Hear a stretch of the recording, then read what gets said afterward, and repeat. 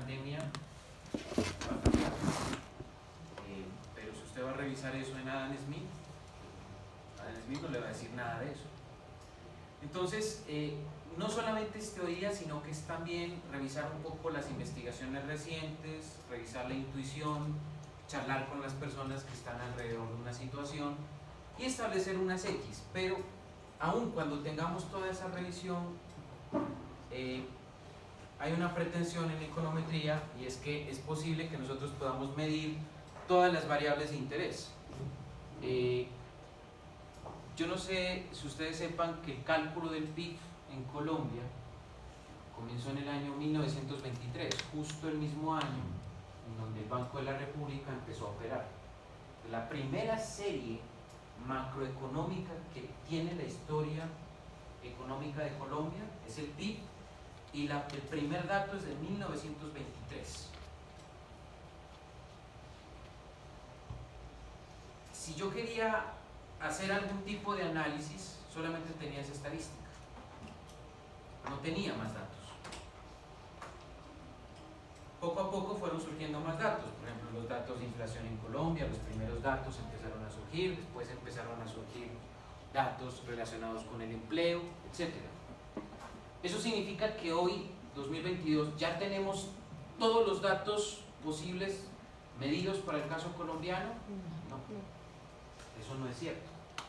Hemos mejorado mucho. Por ejemplo, hoy tenemos el índice de seguimiento de la economía, que pulsa, igual que el PIB, la actividad económica, pero que a diferencia de lo que hace el PIB, que lo hace de manera trimestral, el índice de seguimiento de la economía lo hace de manera mensual. Es decir, tenemos un indicador de producción que pulsa, que monitorea la actividad sectorial en Colombia mes a mes. ¿Es suficiente con eso? No. El punto es, hay variables importantes que todavía no se logran medir, como por ejemplo la productividad tecnológica. Entonces, yo sé que hay un fenómeno importante en Colombia que yo intento explicar, y yo sé que tiene mucho que ver la productividad tecnológica, pero ¿está medida la productividad tecnológica en Colombia? La respuesta es no. Hay aproximaciones. Por ejemplo, uno podría decir, bueno, el diseño de instrumentos, patentes, puede ser una aproximación, pero son aproximaciones, ¿de acuerdo? Entonces hay una frontera, hay una barrera entre el concepto y su medición, y hay una diferencia también entre el concepto y su medición. Y hay economistas que yo conozco muy bien que tienen una barrera no solamente conceptual, sino también cuantitativa, porque consideran que el indicador reemplaza el concepto, ¿cierto? Sobre todo cuando se habla de pobreza. Entonces, quienes arguyen, por ejemplo, que tienen un indicador de pobreza, se enfrentan al problema de ver si ese indicador de pobreza realmente captura la complejidad del concepto de pobreza. Porque para tener un indicador de pobreza uno tiene que tener una conceptualización bastante completa de qué se entiende por pobreza para determinar cómo se calcula el indicador. Si el concepto de pobreza no es claro, entonces la forma en que se mide la pobreza tampoco será clara o será parcial, ¿de acuerdo? Por ejemplo, bueno, hablando de pobreza, ya que se cruza el tema, yo tengo este cerebro que tiene información de cosas. El próximo 18 de noviembre a las 4 de la tarde hay un lanzamiento de un libro sobre pobreza que escribió el profe Julio, con quienes empezaron siendo estudiantes en algún momento y después se terminaron volviendo profesores. Esa historia es una historia bonita porque uno empieza a escribir un libro con quienes son estudiantes y ya en el momento que lo vamos a lanzar ya son colegas profesores. Entonces, bueno, son historias bonitas. Entonces, se van a obsequiar ejemplares físicos para los que estén interesados. Entonces, este 18 a las 4 de la tarde en el auditorio de la FASA. Entonces, en ese libro en particular, cuando nos reunimos en el grupo de investigación, planteamos el hecho de que la medición de la pobreza tenía limitaciones, y que esas limitaciones eran limitaciones no tanto cuantitativas sino conceptuales. Hoy por hoy los economistas todavía no tenemos un concepto claro de qué es la pobreza. Tenemos una serie de especulaciones o de indicios y creemos que la pobreza está relacionada con uno que otro factor, pero no tenemos un indicador universal ni un concepto universal de la pobreza. Al darnos cuenta de esa situación, en el grupo de investigación, cuando apenas íbamos a plantear el proyecto que dio origen al libro, dijimos, no nos vamos a enredar con esas disquisiciones filosóficas, apuntémosle al tema de la pobreza monetaria. Entonces, el concepto de pobreza monetaria es muy claro, ¿cierto?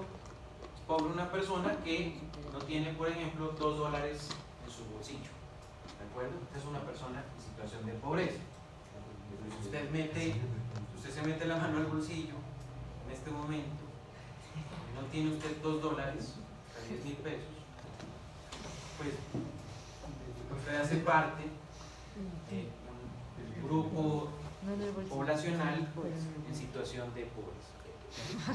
Y si no tiene un dólar, si 5.000 pesos no los tiene en el bolsillo, entonces usted hace parte de la línea de indigencia. Esa es la definición, ¿cierto? Los indicadores, claro, los indicadores lo definen así. Entonces nosotros, suena chiste, pero mire que precisamente haciendo una clase de estas, yo salí y los estudiantes se rieron, porque también pasó. Y yo dije, oiga, ¿eso se estudiaba en la Universidad de Nariño? La situación de pobreza de los estudiantes de la Universidad de Nariño. Y la respuesta es no.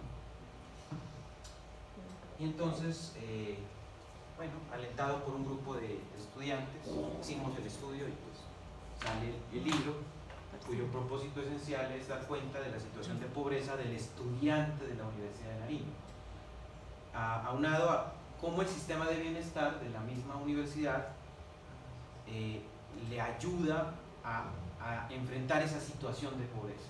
O sea, qué tan eficaz, qué tan eficiente es a la hora de ese sistema de bienestar posibilitarle al estudiante en esa situación una mejor condición de bienestar. Problemas con ese tipo de teorías y de estudios y de modelos, no había referentes. Y los problemas no fueron pocos porque ni siquiera teníamos una persona que nos pudiera evaluar. No hay nadie que sea experto en pobreza de universitarios y que además de eso sea experto en sistemas de bienestar. No hay. Entonces, bueno, yo creo que si tiene mérito es que se hizo. Y bueno, ya se publicó y ya se lanzará. El punto es el siguiente: si yo hubiera querido ser más pretencioso, yo hubiese querido no indagar sobre únicamente la pobreza monetaria, sino sobre un concepto un poco más global, más complejo, pues creo que todavía estaría haciendo la investigación, porque calcular la pobreza multidimensional no más habría implicado que yo me siente con cada uno de los estudiantes y le empiece a preguntar muchas más cosas que su nivel de ingreso.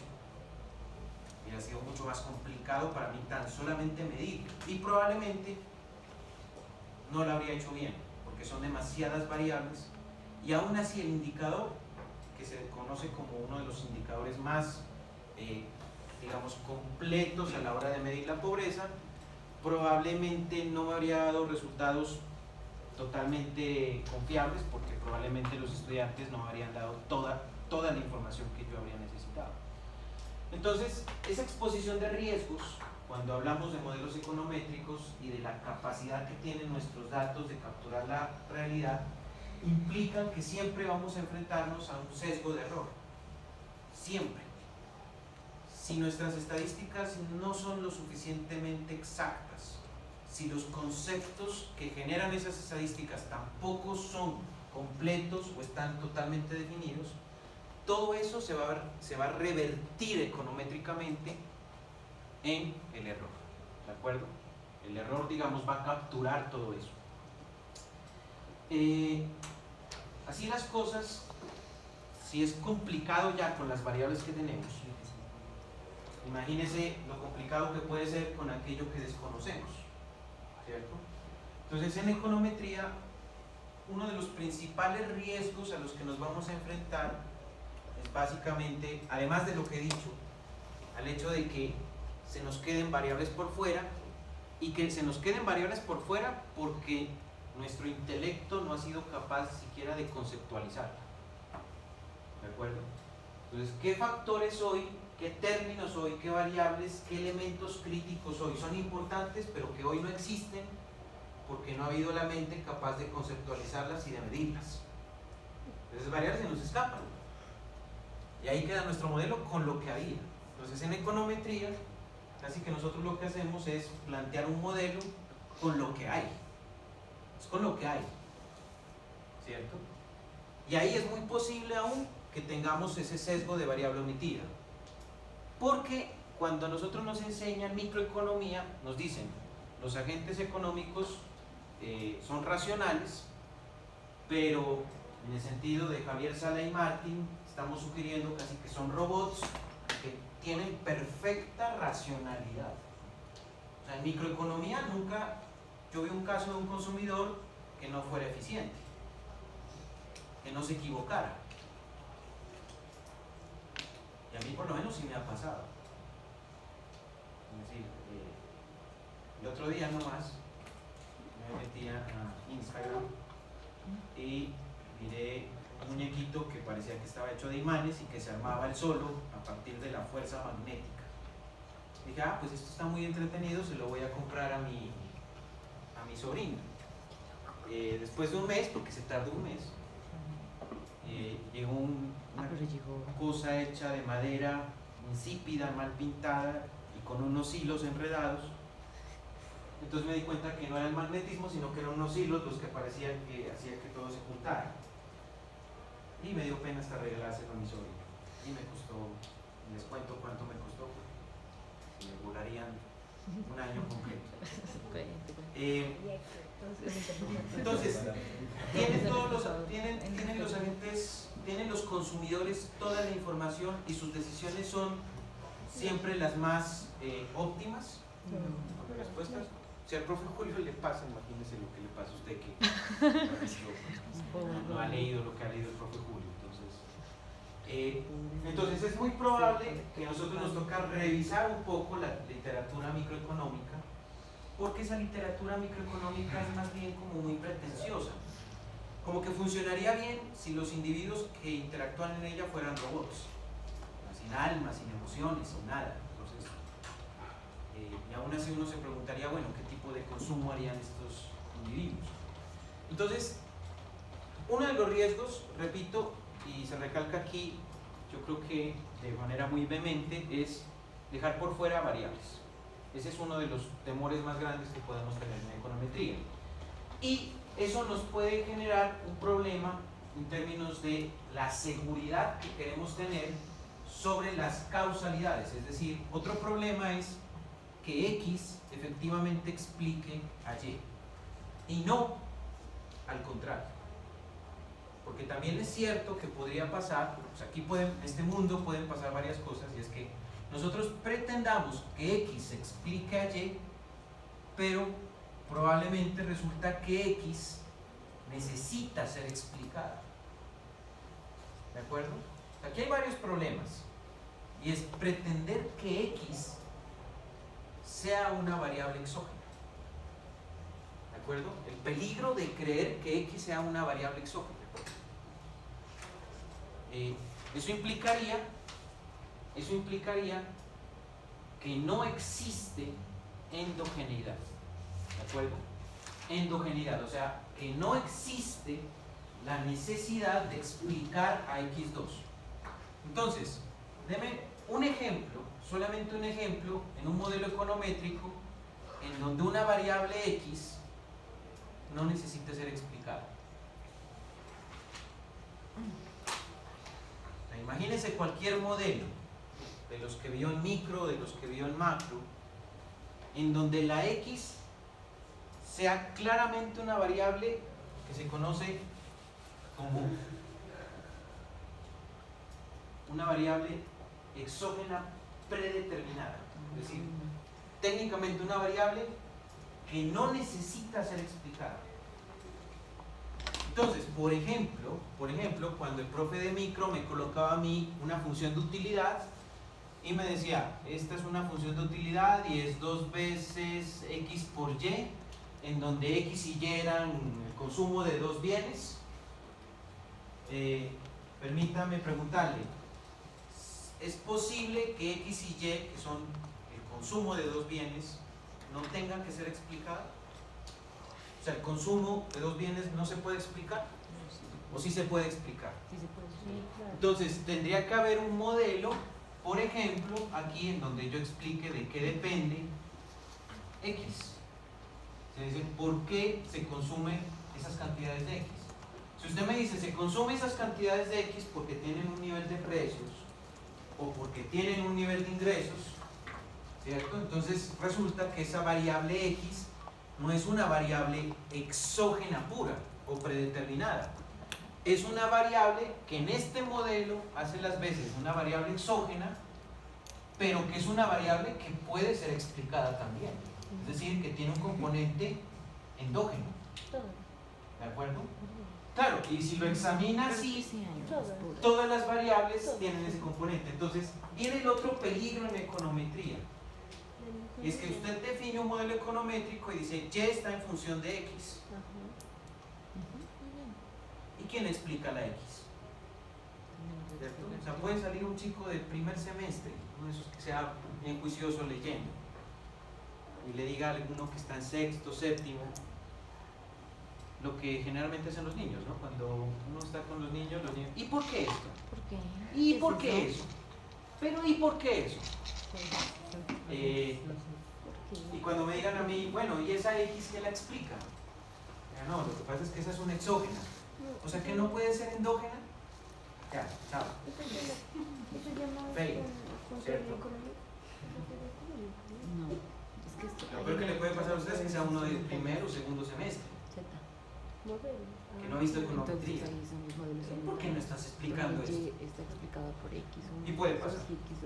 Entonces ese es otro peligro, el peligro de creer que estas variables, ¿cierto?, son estrictamente exógenas y que no hay nada de endogeneidad en ellas. Entonces, de entrada, ¿cierto?, y esta ya es observación del profesor, cuando llega un estudiante de esos que están en octavo semestre o de los que están en noveno semestre, y le dice, profe, estoy haciendo este modelo, estoy haciendo este modelito. Y me da todo, profe, ya está todo cuadrado. Entonces, esto solamente para que me le dé el visto bueno y este va a ser mi trabajo de tesis.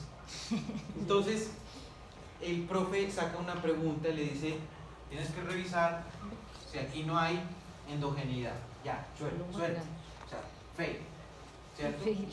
Porque eso implica, y es muy probable que eso suceda, que esa X1 tenga que ser explicada. Ahora, si esa X1 tiene que ser explicada, entonces en paralelo se genera una segunda ecuación, en donde X1 ahora es endógena. En la primera ecuación, el profe de econometría 1 nos definía hasta el cansancio y nos hacía escribir, esta es la variable exógena. En la 3 el tipo dice, usted ya sabe qué es esa vaina. Aquí X1 se volvería endógena. Y dependería, por ejemplo, de, qué sé yo, una X2T. Y dejémoslo allí el sistema por ahora, ¿de acuerdo? Lo que significa que entonces la causalidad se movería de X2 a X1 y de X1 se movería a Y. Sin embargo, es posible, es perfectamente posible que en econometría pase este tipo de cosas. Alfa 2, X, alfa 2, Y, T.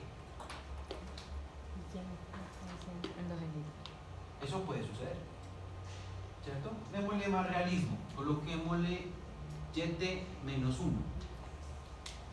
Entonces, resulta que antes de que X1 afecte a Y sub T, es explicada por x2 y por y sub t menos 1. Pero ordenando los eventos cronológicamente hablando, como que si quisiéramos hacer un análisis cliométrico, ¿cuál es la primera variable en ese sistema que se mueve? Y sub t menos 1. Esa es la primera que se mueve. Entonces se mueve y sub t menos 1. Y sub t menos 1 afectaría, y esa es una hipótesis, a x1t, pero x1t se mueve simultáneamente siendo afectada por x2t. Ahí hay un dibujo que ustedes están haciendo en su hoja de papel. Están haciendo un dibujo que tiene unos círculos y tiene unas líneas, ¿cierto? Y entonces apenas se mueve x1t, entonces ahí se mueve también y sub t. Y entonces estaríamos viendo casi que en un modelo simplificado que y sub t menos 1 genera un efecto memoria sobre y sub t. Y eso es a lo que usted en macroeconomía llamaba inercia, ¿de acuerdo? Y que yo sé bien una cosa, el profe no se la podía explicar. Y aquí coloquemos el mu sub 2t, ¿cierto? Entonces ahí tiene usted un sistema de ecuaciones. Ahora, coloquémoslo en su justa medida. La econometría 1 le explica cómo funciona esta ecuacióncita. Y detrás de esta ecuación hay todo un mundo. Pero resulta que esta ecuación, si no tiene en cuenta que x1 pueda tener cierto grado de endogeneidad, entonces esa vaina está mal hecha.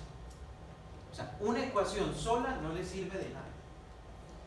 Y ese es el otro problema, ¿cierto? Cuando analizamos modelos econométricos, que al no tener en cuenta todas las variables que necesitamos, al tener la posibilidad de que en un modelo econométrico existan términos o variables omitidas, es posible incluso que no podamos interpretar adecuadamente una cosa que suponemos, pero que no hemos demostrado que sea cierta, que es la causalidad.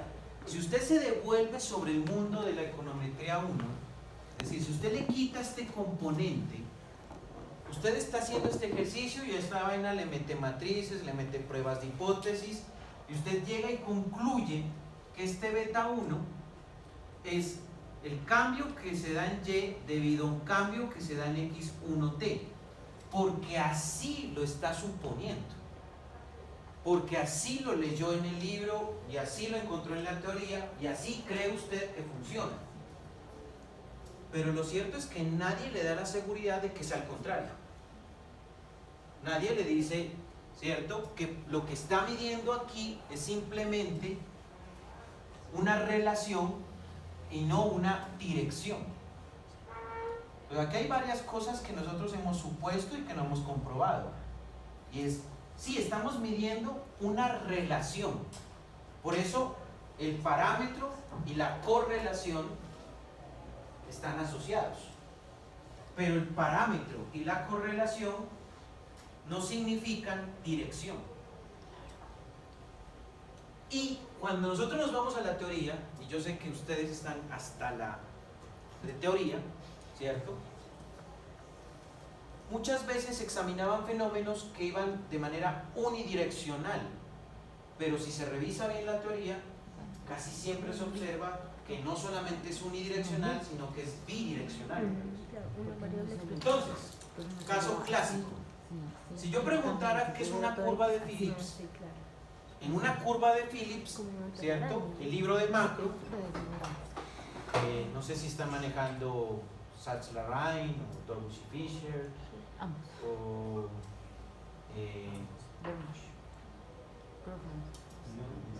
escapan ya porque hace rato que no trabajo más. En esos libritos, el profe ya les llama libritos, aquí le muestran a usted el desempleo y aquí le muestran la inflación.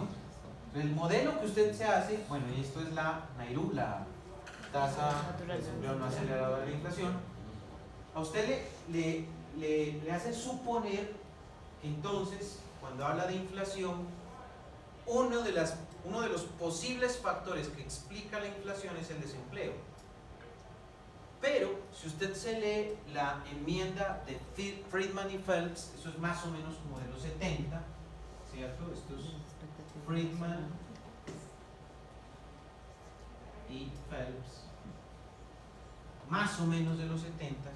Los tipos les dicen, no necesariamente la causalidad es ese sentido, porque la inflación puede afectar, puede explicar al desempleo. Y entonces, que usted me coloque aquí que esto es desempleo y que esto es inflación, eso que usted está colocando allí, en parte es un deseo de que usted diga, es que funciona la causalidad así. Pero yo podría haber cambiado el orden de los factores y, por ejemplo, el coeficiente de determinación sería exactamente el mismo. El R2 sería exactamente el mismo porque se está basando en el coeficiente de correlación y el coeficiente de correlación no tiene en cuenta causalidades. Entonces aquí hay un problema con esa econometría básica, porque en esa econometría básica las interpretaciones de los betas tenían un sentido del deseo del investigador, de es que yo creo que X, es decir, el desempleo, explica la inflación. Pero, ¿y si yo volteo las cosas, cómo queda el modelo? Ahora, si yo volteo las cosas, eso puede indicar que lo que era endógeno tiene algo de exógeno y lo que era exógeno tiene algo de endógeno. Así que nuestra primera sospecha, y es lo primero que yo le diría a un estudiante que me llega con un modelo, es, ¿ya revisó si tiene endogeneidad? Y lo que suele pasar es que el estudiante da media vuelta, con una cara de preocupación, y se va a buscar qué es endogeneidad en algún libro de econometría. Y luego va a regresar con una mayor angustia existencial y va a decir, profe, no entiendo porque es complicado como lo explican los libros. Entonces, ¿cómo destruir un modelo econométrico fácilmente? Primera cosa, ¿revisó si ese modelo tiene endogeneidad? Entonces, ese es un tema relevante, ¿de acuerdo? Por eso es que no es bueno que el profe Julio sea jurado.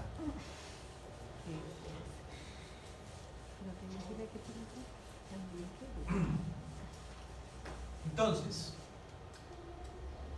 esto nos daña la causalidad, ¿de acuerdo? Eso nos puede estar dañando la causalidad. En time series, es decir, en series de tiempo, el ataque a este punto que hemos citado se hace mediante las causalidades grangerianas, ¿de acuerdo? Causalidades grangerianas.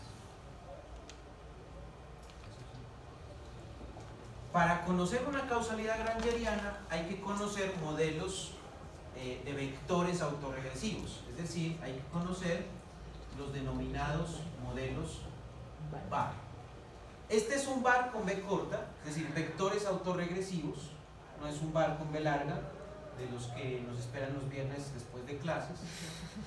Y también hay que diferenciarlo de este otro VAR. Este VAR no es el de varianza o de variación de una variable, sino el VAR que mide la máxima pérdida de un proyecto en finanzas. ¿De acuerdo? Ese es otro concepto diferente, no hay que confundirlos. ¿De acuerdo? No tiene nada que ver. Este VAR que estoy explicando aquí, este VAR es la máxima pérdida estimada en un activo financiero. O también permite obtener la mínima ganancia posible en una alternativa financiera. ¿De acuerdo? La máxima pérdida o la mínima ganancia. Entonces esto se va con puntos de silla y a su vez se articula con teoría de juegos. No voy a explicar esa vaina porque no me corresponde. Es una referencia. ¿Listo? Tal vez algún día en la financiera. Vení. Entonces, no confundir, ¿de acuerdo? Puede ser. ¿Cuál es la idea del VAR? Voy a plantearla para que no quede esa idea como que perdida. En el VAR yo tengo un fenómeno que debe ser temporal y yo digo, ese fenómeno temporal se puede explicar por un intercepto más un alfa 1 que puede contener a una variable exógena, es decir, teórica, pero, ojo, intertemporal, ¿cierto? ¿Se puede colocar simultánea? Sí, sí se puede colocar simultánea, pero se aconseja que no. Se aconseja que no porque en economía las cosas no son simultáneas. No hay amores a primera vista en economía. Sube la tasa de interés, ¿cierto? La inversión está ahí esperando a reducirse porque no puedo reducir la inversión inmediatamente. El inversionista no puede decir, listo, voy a liquidar todo esto y lo voy a convertir en efectivo. No lo puede hacer tan rápido. Necesita un tiempo. ¿De acuerdo? Entonces, nos demoramos. Y ese tiempo de espera implica intertemporalidad. Pero entonces la idea del VAR es meta las variables X importantes y añada, ¿cierto? Añada la intertemporalidad autorregresiva, ¿cierto? Entonces, si lo que quiero explicar es YT, pues incluya el pasado de YT como una variable exógena. Entonces, aquí tenemos el caso de que esta es endógena y esta sería la misma endógena, pero en su versión intertemporal y ahora convertida en exógena, ¿cierto? ¿Cuándo se utilizan estos modelos? ¿Cuándo tienen sentido estos modelos? Cuando yo quiero ver efectos memoria. Entonces, si la recuperación económica que tengo en este trimestre va a apoyar a la recuperación económica del siguiente trimestre, ¿cierto? O si hay un principio de saciedad microeconómica en el que ya al haber llegado a su punto máximo esta variable, lo que se espera es que entonces acá haya un declive. ¿De acuerdo? Pero aquí hay exceso de amor, aquí ya viene a caer el amor. ¿Cierto? Entonces, bueno, aquí se le añade la variable de perturbación y viene lo interesante del VAR, porque hasta ahí solamente tenemos un autorregresivo en Y y un intertemporal en X. ¿De acuerdo? Pero ¿qué puede pasar en este mundo? Haciéndole un poco caso a este tema de los modelos de sistemas, uno diría, pero vamos a ver, y esta es la ventaja del VAR.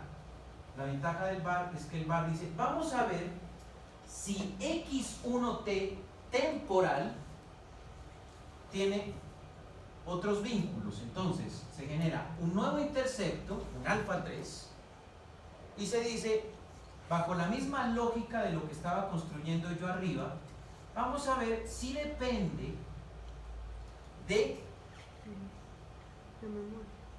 el intertemporal de Y vamos a ver si depende de un autorregresivo de sí mismo, es decir, el X T-1 más un E2T. Ese modelo VAR lo que hace es entonces construir diferentes multiplicadores intertemporales en donde casi que para él no hay una variable endógena o hay una variable exógena. El VAR resuelve ese problema diciendo todo es exógeno, todo es endógeno. Entonces explico todo contra todo. Y por eso el VAR se vuelve tan útil, porque entonces ahí ya no puede aparecer el profe Julio, es decir, ¿ya hizo análisis de endogeneidad? Sí, profe, mire, aquí está todo contra todo, exogeneidad versus endogeneidad. Y analizo cada uno de los multiplicadores. Esos multiplicadores se conocen como multiplicadores de corto plazo. ¿De acuerdo? Son multiplicadores de corto plazo. Esto solamente se puede hacer en modelos de series de tiempo. ¿De acuerdo? Porque en los modelos transversales se supone que hay independencia de los individuos. ¿De acuerdo? Se supone que hay independencia de los individuos. Esto en series de tiempo. En los modelos de corte transversal, los individuos son independientes. Acá, una observación de un periodo sí puede afectar a la observación del otro periodo porque es la misma variable pero en diferente periodo de tiempo. Entonces la inflación de un periodo, la inflación de enero, sí puede tener un efecto sobre la inflación de febrero. Pero lo que le pasa al profe Julio no necesariamente le va a pasar al profesor Robert, ¿no? Son independientes. Entonces, ojo, esto aplica solamente a intertemporales, es decir, a series de tiempo, ¿de acuerdo? No para individuos, en individuos no hay conexiones, ¿de acuerdo? Aparentemente, no hay conexión aparentemente. Por eso, cuando se habla de autocorrelación, aquí es muy importante que estos modelos no tengan ruido, perdón, que tengan ruido blanco. Eso lo vamos a ver en algún momento. Si estuviera hablando de dinámicas espaciales, ahí sí ya nos toca cambiar todo lo que sabemos de estas pruebas y volcarnos hacia pruebas nuevas, como por ejemplo la autocorrelación espacial de Morán, ¿de acuerdo? Que probablemente algo de eso voy a ver con ustedes al final de este curso. Entonces, solamente para ejemplificar, estas cosas horribles que he explicado hasta ahora no son relevantes sino para entender este párrafo, ¿de acuerdo?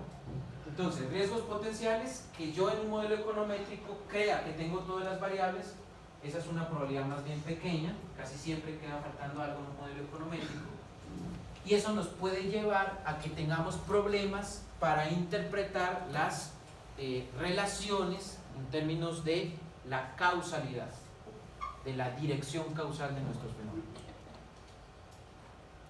Desde el punto de vista estadístico, eso tiene dos consecuencias. La primera es que las estimaciones son inconsistentes y además de eso son sesgadas.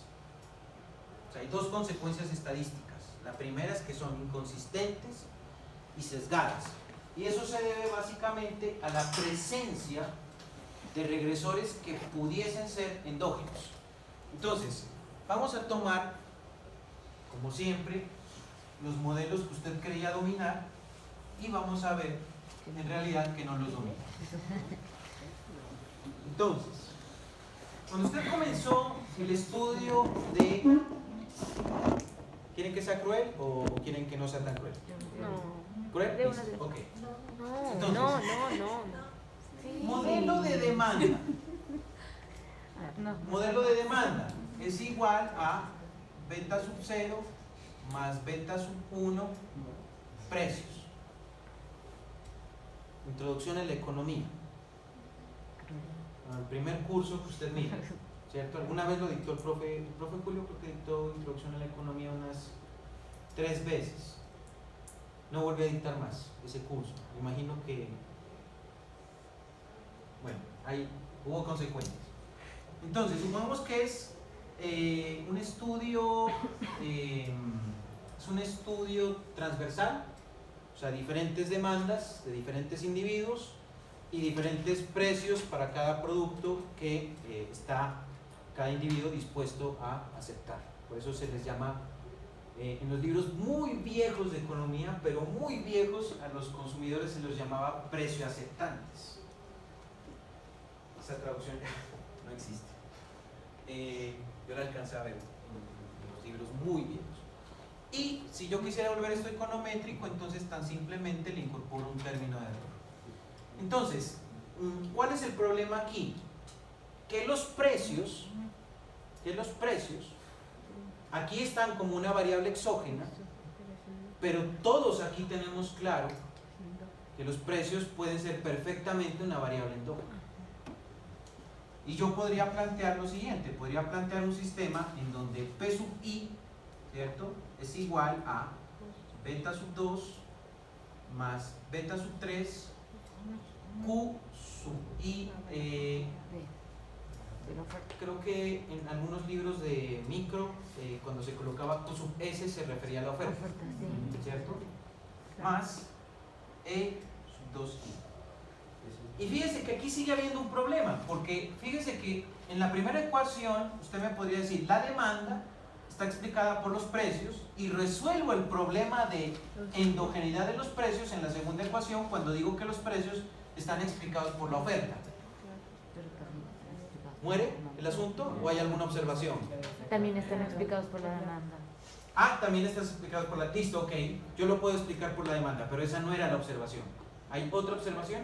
Sí, la oferta puede ser endógena. Ah, la oferta puede ser endógena. O sea, que la forma de resolverlo sería creando una tercera ecuación que me diga, por ejemplo, que la oferta está explicada por beta 3 más beta 4 y compliquémosla un poco para colocarle P sub I más beta sub 5 y coloquémosle aquí Q sub I D más un término de error que llamémosle entre sí. Ni siquiera en este modelo yo podría tener tranquilidad porque estoy excluyendo, por ejemplo, variables relevantes como los gustos a la hora de demandar un producto. Yo, cuando tengo la posibilidad de hacerlo, Los costos. hay muchas variables allí. Pero quería tocar el tema de los gustos porque los gustos son una cualitativa. ¿Me gusta o no me gusta? Yo podría adicionar una cualitativa, una dicotómica acá arriba, diciendo, bueno, ¿le gusta el producto o no le gusta el producto? Que se obtendría a través de una encuesta, básicamente. Y ahí todavía volvería al sistema más complejo si aquí se me diera por crear una variable dicotómica. ¿Todos conocen el concepto de variables dicotómicas? Sí. ¿Sí? Sí. ¿Todos los conocen? Sí. Ok, entonces, beta 2 multiplicado por una dicotómica más el término de error es I. Entonces, esta dicotómica toma valores de 1 cuando al individuo sí le gusta el producto, valores de 0 en caso contrario.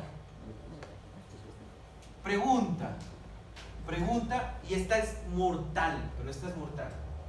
Porque yo todo eso que tengo allí lo puedo trabajar con MCO. Yo lo puedo trabajar con MCO. Pero si se me ocurre a mí explicar los gustos como una endógena aquí, al meter los gustos, estoy metiendo una variable que va a tener un rango de oscilación entre 0 y 1. Y por lo tanto lo que estoy creando ahí es una variable endógena de probabilidad. Es decir, el phi de esa variable va a ser la probabilidad de que a un individuo le guste o no el producto. O sea, a un individuo le puede gustar el producto un 80% o le puede gustar un 20%. Eso ya no se puede hacer con MCO. Aquí la técnica sería modelos binarios. Y entonces explíqueme usted cómo combina estimaciones para quanti con estimaciones para quali. ¿De acuerdo? Entonces ahí se complica un poco el universo, porque en realidad ahí lo que tendría que hacer es combinar técnicas econométricas. ¿De acuerdo? Ahí tendría que combinar técnicas econométricas. Búsqueme un libro en español que explique cómo se hace eso. Entrada, ni siquiera lo busque, no lo va a encontrar. ¿De acuerdo? No está. A excepción del capítulo 6 del libro de econometría del profe Julio, que le hace un ejemplito y dice esto sería así, ¿cierto? Pero eso se va a publicar de aquí a unos 6 años. Entonces, Pero así lo va a comprar. este es un sistema ecuacional en el que yo más o menos estoy colocando un cierto sentido a las direcciones. Por ejemplo, los precios aquí afectan a la oferta y aquí la oferta afecta a los precios. ¿De acuerdo? Entonces ahí estoy reduciendo un sesgo de especificación. Pero ni siquiera en estos modelos yo podría decir que ya no tengo problemas de variable omitida. Alguien lo dijo por ahí en algún momento, dijo, profe, ahí usted no está contemplando los costos o la tecnología. Entonces está incompleto, está incompleto. Ahora, estos modelos en esta estructura, ¿de qué dan cuenta? Estos modelos dan cuenta de un concepto que se utiliza mucho, pero que casi nunca se hace como se debería. Esto es básicamente un estudio de mercado. ¿De acuerdo? Esto es un estudio de mercado. ¿Por qué? Porque estoy analizando los 3 componentes que hacen parte de un mercado. La demanda, la oferta y los precios. ¿De acuerdo? O sea, que hacer un estudio de mercado no es, voy a hacer una encuesta por acá y el 30% dijo que le gustaba el color rojo. No, eso no es un estudio de mercado. Eso es estadística descriptiva. ¿De acuerdo? Pero ni siquiera en esos modelos yo podría tener la seguridad de que no tengo una variable omitida. Puede ser que se me hayan escapado elementos. Entonces, si yo tengo estimaciones inconsistentes, si existe la posibilidad de que yo tenga estimaciones inconsistentes, me voy a devolver sobre este sistema, no sé si lo tienen copiado, entonces voy a borrar estas dos ecuaciones y voy a dejar una sola ecuación y usted ya dice, esa vaina, profe, pero con eso fue que aprendí econometría. Sí, claro, es importante porque con esto aprendí econometría, pero en la práctica esto tiene serias limitaciones, Entonces, cuando usted tiene este modelo, tiene la siguiente sospecha: tengo sesgo de variable omitida, puede ser que ese modelo esté plagado de problemas de endogeneidad y eso va a implicar que las estimaciones sean inconsistentes debido a la presencia de regresores endógenos. ¿Por qué la presencia de un regresor endógeno? Porque esta variable yo la estoy asumiendo como si fuera exógena, pero yo sé bien que puede ser endógena. Si esta variable es una variable que puede ser endógena, yo ya no podría decir, como lo decía en la econometría 1, o sea, esta es una variable exógena y esta es una variable endógena, y ya, se murió todo. No. Porque existe una sospecha de que los precios puedan ser explicados, y efectivamente lo son, por oferta y demanda. Entonces, lo que estoy teniendo es la presencia de un regresor endógeno. En consecuencia, los parámetros del modelo miden únicamente la magnitud. Es decir, ¿qué es lo que está haciendo este beta 1? Midiendo una magnitud entre dos variables, pero no una dirección, ¿cierto? Miden únicamente una magnitud en relación entre las variables, pero no la dirección de una relación causal. ¿De acuerdo? Pues, ¿cómo le destruye un modelo econométrico que usted se demoró 6 meses en aprender con el profe Julio, el que le costó pasar el último examen? Fácil. Esta variable puede ser una variable endógena, perfectamente. ¿De acuerdo? No es el deseo de que, profe, es que yo deseo que esto sea exógeno. No es el deseo. Aquí hay que ver si es una variable con un potencial para ser endógeno, hay que explicar. ¿De acuerdo? Esto nos lleva a otro mundo, pues que es el mundo de los sistemas ecuacionales, que es lo que vamos a trabajar en este curso y vamos a trabajarlo. Ustedes creo que van a ser la primera generación que van a ver conmigo modelos multiecuacionales cualitativos. Eso nunca se ha trabajado acá, es la primera generación que lo va a hacer. Cuando se tiene ese tipo de modelo, así como está ya en el tablero, pues eso va a debilitar la capacidad del modelo para propiciar recomendaciones. ¿Qué recomendación puedo hacer yo sobre la demanda si los precios se asumen como una X que no tiene nada que ver con la demanda? O sea, ¿qué tan válida es hacer una recomendación de los precios sobre la demanda si los precios dependen de la demanda? En realidad eso no es válido. ¿De acuerdo? Entonces, me deteriora algo que sí me duele en econometría, y es que la econometría, pues ustedes saben que tiene dos propósitos. El primero es medir el efecto de una variable sobre otra, y el segundo es predecir. ¿Y por qué hacemos predicciones? No para ganarnos el baloto, porque si de eso se tratara, el profe Julio ya había hecho la predicción del baloto, se habría comprado el número correspondiente, y yo la verdad no creo que estuviera, ¿cierto? Ni estaría estudiando ni nada de eso. Entonces, no nos interesa la predicción exacta, sino predecir una tendencia, acercarnos a lo que está pasando, y sabemos que no vamos a ser exactos, pero que queremos aproximarnos. ¿Y para qué?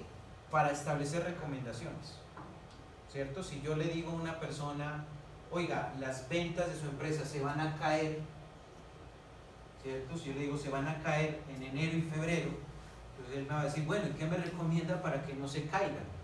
Pues eso va a depender en buena medida de las variables que yo haya metido al modelo.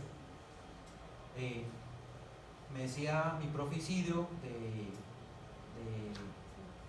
econometría básica, se supone que era básica, pues, en la externada, si a un modelo econométrico usted le mete basura, pues entonces el modelo econométrico le va a producir a usted basura, ¿cierto? Entonces, elaborar un modelo econométrico, y vuelvo un poco sobre el discurso de la econometría 1, escoger bien las X y pensar bien cómo se formula el modelo. O sea, la parte más importante de un modelo econométrico no son las pruebas de hipótesis, ni la técnica, ni el software que yo le meta a esto. Es el modelo que yo hago en mi hoja de papel y que al que le boto cómo es que tiene que tener lógica y sentido ese modelo. Y eso sí depende mucho de lo que yo he leído, de lo que yo he estudiado y de mis propias capacidades analíticas. ¿De acuerdo? De eso depende. Pues por eso no hay ningún... El semestre pasado un estudiante me dijo, profe, ¿será que el software me puede dar las restricciones? ¿Cómo así? Sí, es que ¿será que el software me puede dar las restricciones, explicando las restricciones? No, el software no tiene un procesador como el del ser humano capaz de pensar los vínculos complejos de las relaciones económicas entre las variables. Él le va a botar un número, puede ser positivo o negativo. El que le da sentido de si la relación se cumple o no se cumple es usted, con lo que sabe. ¿De acuerdo? Entonces, bueno, yo he querido atacar un problema medular, que es un problema crítico, y en cierta medida esta primera parte tiende a darle casi que una patada a usted en su ego, cuando usted creía que sabía algo, ¿cierto? ¿Qué posibilidades hay? Hay varias posibilidades, o sea, hay varias alternativas. Por ejemplo, si estamos hablando de time series, una muy buena alternativa es el VAR. El VAR estructural es una muy buena alternativa. ¿Por qué? Porque ya no tengo que romperme la cabeza entre pensar que una variable es endógena y exógena. No, todo es endógeno y todo es exógeno. Y además es intertemporal. ¿De acuerdo? Entonces esa es una muy buena alternativa. ¿De acuerdo? Una segunda opción es utilizar precisamente el estimador de variable instrumental. ¿De acuerdo? Entonces, ese estimador de variable instrumental es un artificio que nos va a posibilitar que nuestros parámetros vuelvan a ser sesgados y que vuelvan a ser insesgados y que vuelvan a ser consistentes. ¿De acuerdo? Que vuelvan a ser consistentes. Cuando yo explique esto, para quienes ya lo vieron, probablemente lo hice más sobre la técnica que sobre la filosofía. ¿De acuerdo? En esta oportunidad, pues ya lo que voy a tener todo un semestre para hacer extensiones econométricas, pues puedo hacer también extensiones filosóficas sobre algunas reflexiones. Entonces, ¿cuál es el problema matemático? Cuando yo estoy planteando MCO, yo veo que existen dos fuentes de efectos sobre Y. La primera fuente inmediata es mi variable exógena, X1. Entonces hay una relación de X1 a Y sub T. Ese es un deseo que yo tengo en MCO. La segunda fuente de efecto sobre Y sub T es el término de error. El término de error va a tener un efecto sobre Y sub T a partir del parámetro autónomo.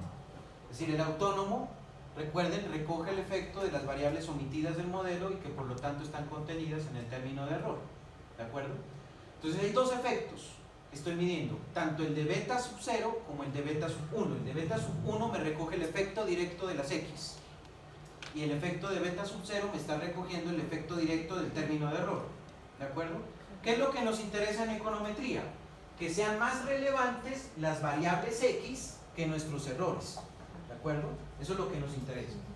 Dentro de los supuestos de MCO se tiene que las variables exógenas no deben relacionarse con el término de error. Es decir, uno de los supuestos es que no debe haber una relación entre X y el término de error. Es decir, que la esperanza, ¿cierto? La esperanza de una relación entre X1T Y el término de error, que aquí me quedó así, lo voy a colocar así, y esto es en series de tiempo.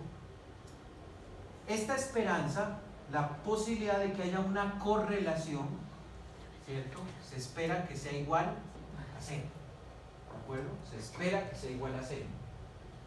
Para que eso se cumpla, X tiene que ser estrictamente exógena,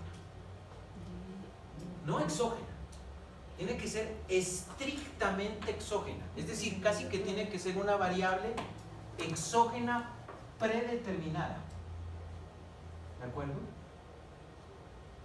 El problema es que la relación entre estas dos variables no solamente depende de que esta sea una exógena, sino de que E sub t no vaya a tener ningún vínculo con ella. Porque lo que podría romper ese supuesto es que el vector de errores, el término de error, explique a X sub 1t. Entonces piense en esta parte que es muy filosófica si se quiere, ¿de acuerdo? Muy filosófica si se quiere. Este es un vector de datos. O sea, aquí van a haber datos. Y aquí en la variable X también van a haber datos. ¿Cuál es la posibilidad de que una correlación me dé igual a 0 entre estos dos vectores? Cero. Pues, ¿Esa probabilidad de cuánto es? no sé. Es de 0. Cero, sí. ¿De acuerdo? Yo puedo vincular dos cosas que no tienen ninguna relación y les aseguro que el coeficiente de correlación algo me va a dar. Así sea 0.05, pero algo me va a dar. ¿De acuerdo? Entonces, ¿cuál es el punto desde la óptica filosófica? ¿Qué es el término de error? Pues son todas las X que yo no metí al modelo. Basta con que haya una X importante que pueda llegar a explicar a esta X1t para que esta X1t deje de ser exógena y se vuelva endógena. Bueno, se dice, bueno, el término de error recoge las variables que se omitieron, pero el término de error también digamos, recoge digamos, malos procesos de medición de las variables que sí se recogieron. Entonces el beta sub 0 en este caso también mediría, digamos, de alguna manera los errores en esas mediciones de las variables que se recogieron. Sí, de alguna medida sí. Claro. Nosotros generalmente no hacíamos esa interpretación porque suponemos que nuestras estadísticas son de alta calidad. Pero fíjese la interpretación, fíjese la definición de desempleo que hace la Organización Internacional del Trabajo. Un trabajador familiar sin remuneración se considera como población económicamente activa y a su vez se considera como empleado. Es un error. Si a mí, mi papá tiene una empresa de pinturas y me pone a trabajar allí y no tengo ningún ingreso, yo no estoy empleado. La que la estadística de desempleo es incorrecta. Y yo con eso hago política económica. Y nunca nadie dice, es que ahí hay un error de medición, porque es un precepto que viene dado por la Organización Internacional del Trabajo y que nosotros acuiciosamente adoptamos en la gran encuesta integrada, del DANE, en donde planteamos a rajatabla cómo se calcula la tasa de desempleo, sin ninguna objeción. O sea, nosotros no decimos, esa vaina puede estar mal medida, no. Nosotros nos adaptamos porque básicamente la Organización Internacional del Trabajo con ese indicador posibilita que hagamos comparaciones internacionales. Entonces, si Colombia quisiera decir, no, yo voy a calcular una nueva tasa de desempleo específicamente para mi caso, se apartaría del estándar comparativo internacional y entonces la tasa de desempleo de Colombia ya no podría compararse con la tasa de desempleo de otros países. Entonces estamos casi que acondicionados a ser uniformes con respecto a los demás, ¿cierto? Bueno, eso ya son reflexiones internas. Entonces, si hay una variable que yo pueda extraer del término de error, una sola, supongamos que se llama x2, y x2 tiene alguna relación con x1, entonces x1 ya deja de ser exógena y empieza a tener un problema de endogeneidad, ¿de acuerdo? Entonces, ¿Qué tan posible es esa situación? Muy.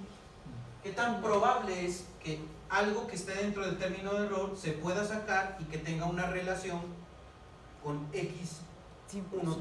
¿Qué tan probable es eso? 100%. Muy probable. ¿Es muy probable? O sea que es muy probable entonces que haya sesgo de variable omitida Sí. en un modelo econométrico. Es muy probable. Y por lo tanto, es muy probable que nosotros tengamos que hacer algo frente a ese modelo uniecuacional. ¿De acuerdo? Entonces, el supuesto de MCO dice que no tiene que haber relación, pero ese supuesto es muy probable que no se cumpla. Lo anterior implica que nuestra variable endógena es afectada tanto por nuestra variable exógena como nuestro término de error. No existen más efectos que estimar. Es decir, que en este mundo de los MCO solamente hay dos efectos que vamos a calcular: el efecto del error sobre la variable y el efecto de la variable sobre nuestro objeto de estudio. No hay nada más. Si quisiéramos sintetizarlo, si quisiéramos hacerlo más entendible, ¿cierto? Si el profe Julio dijera, me voy a preocupar porque se entienda esto que estoy diciendo, en MCO, en el mundo de MCO, nosotros queremos que nuestras X expliquen a Y y que nuestro término de error también, pues sabemos que inevitablemente va a explicar algo de Y, y lo que queremos es que lo esencial en esa explicación esté de este lado, en la medición del beta X, y no tanto en la existencia del término de error, que esperamos que tienda a cero, de hecho. Queremos que sea pequeña. ¿De acuerdo? Ese es el mundo de MCO. Es la econometría básica esencial que aprendimos. Sin embargo, en presencia de endogeneidad, es decir, si sospechamos teóricamente o matemáticamente que X1, o en este caso, los precios, podrían ser endógenas, ¿cierto? Podría ser endógena.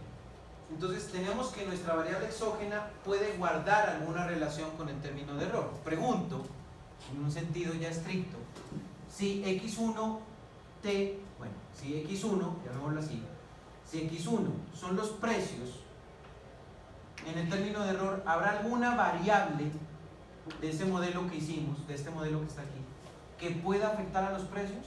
Sí. Por ejemplo, ¿cuál? Una variable, una más. La oferta. La oferta, sí, claro. El desempleo, sí, claro. Los costos, la inflación. tecnología. Es decir, que es muy probable que esa vaina sea endógena, ¿cierto? Este evento implica un efecto adicional no previsto, y es que un cambio en el término de error afecta a nuestra variable exógena y esta a su vez afecta a nuestro objeto de estudio. Aquí hay una relación no prevista, ¿cierto? Hay un dolor incómodo, y es la posibilidad de que algo que se haya quedado en el término de error pueda afectar a nuestra variable X, y al afectarlo pueda volverla endógena. Y entonces el grafiquito que teníamos cambia a este gráfico. ¿Qué es lo que esperamos? Lo que esperamos es que X sea la que fundamentalmente explique a Y. Eso es lo que esperamos. Pero sabemos que es inevitable que algo del error también termine explicando a Y. Eso en MCO es lo que esperamos. Pero lo que nos encontramos, si sospechamos que hay endogeneidad, es que el término de error, o alguno de los elementos que está, o algunos, porque pueden ser algunos, genere una relación de efecto sobre X1. Entonces fíjese cómo cambia ahora la relación, porque es que el error empieza a explicar a X1, y al explicar, al cambiarlo, al modificarlo, hace que X1 vuelva a tener otro efecto adicional al que esperábamos originalmente en MCO. Luego aquí hay una doble contabilidad de efectos. No se me ocurrió una mejor forma que esta gráfica, la verdad. ¿De acuerdo? Hay una doble contabilidad. Una que es la derivada de nuestro modelo original, del que formulamos, que es cómo X1 va a afectar a Y sub T. Es el deseo. Lo que no es deseable, pero que existe y que sabemos que existe, es el efecto del término de error sobre nuestra variable. Y MCO estaba preparado para eso. ¿Para qué no está preparado MCO? Para que algo del término de error afecte a X1, la vuelva una variable endógena y que genere un nuevo efecto inesperado, no advertido por nosotros, sobre Y sub t. ¿Por qué se daña la política económica? Porque no esperábamos que el error afecte a X y que genere un efecto diferente al que originalmente habíamos planteado cuando concebimos el modelo inicialmente. ¿De acuerdo? Hasta aquí. ¿Me siguen? Tengo malas noticias. Hasta aquí voy a llegar porque tengo que ir a atender esto que les comentaba del equipo en el centro.